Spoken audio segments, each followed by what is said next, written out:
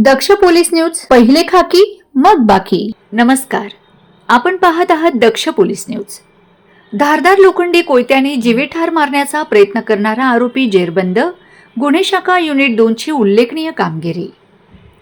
नाशिक शहरात धारदार लोखंडी कोयत्याने गंभीर दुखापत करून जीवे ठार मारण्याचा प्रयत्न करणाऱ्या आरोपीला अवघ्या काही दिवसात अटक करण्यात गुन्हे शाखा युनिट क्रमांक 2 ला मोठे यश मिळाले आहे। पोलिसांनी दिलेल्या माहितीनुसार 19 जून 2026 रोजी रात्री 9:30च्या सुमारास सातपूर परिसरात फिर्यादी आपल्या घरासमोर बसले असताना आरोपी राहुल जाधव याने जुन्या भांडणाच्या कारणावरून फिर्यादीशी वाद घालत शिवीगाळ व दमदाटी केली।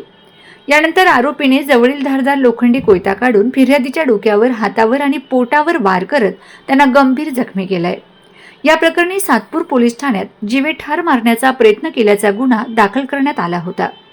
गुन्ह्याचा तपास सुरू असताना गुन्हे शाखा युनिट 2 चे अधिकारी आणि अंमलदार यांनी गुप्त माहितीच्या आधारे आरोपी राहुल शांताराम जाधव याचा शोध घेत त्याला महादेववाडी सातपूर परिसरातून ताब्यात घेतले। प्राथमिक चौकशीत आरोपीने गुन्ह्याची कबुली दिल्यानंतर त्याला पुढील कारवाईसाठी सातपूर पोलीस ठाण्याच्या ताब्यात देण्यात आले आहे। सदरची कारवाई पोलीस आयुक्त संदीप कर्णिक, पोलीस उपायुक्त किरणकुमार चव्हाण आणि सहाय्यक पोलीस आयुक्त संदीप मिटके यांच्या मार्गदर्शनाखाली करण्यात आली।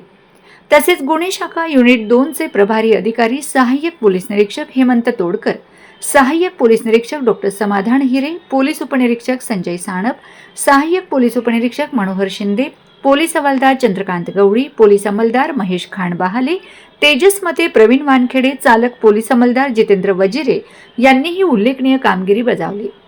दक्ष पोलीस न्यूज प्रतिनिधी राजदीप शिंदे, नाशिक। अशाच ताज्या आणि विश्वासार्ह बातम्यांसाठी आमच्या चॅनलला लाईक करा, शेअर करा आणि सबस्क्राईब करायला विसरू नका।